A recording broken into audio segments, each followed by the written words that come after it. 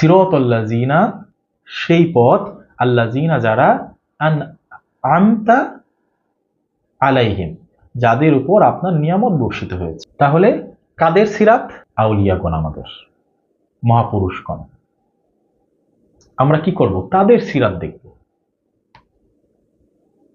এখানে বলে নাই যে একটা বই ধরে বসে থাকো, কিছু গ্রন্থ দেখো, তারপর তোমাকে বসাই দিলাম এটা জাল হাদিস, এটা সহি হাদিস, এই আয়াতের এই ব্যাখ্যা, এর বাইরে যাওয়া যাবে না, এটা সেটা, এভাবে এই আয়াতে বলা হয়নি। এটা সরাসরি একটা আদেশ।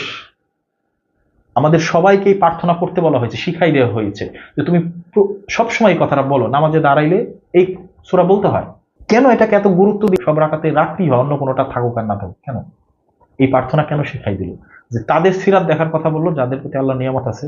তো ওলিদের প্রতি যে নিয়ামত আছে, এটা কি আলেম ওলামারা জানে না? সবাই কি জানে না? শরীয়ত মারিফত যার কথাই বলি, তারা কি জানেন না?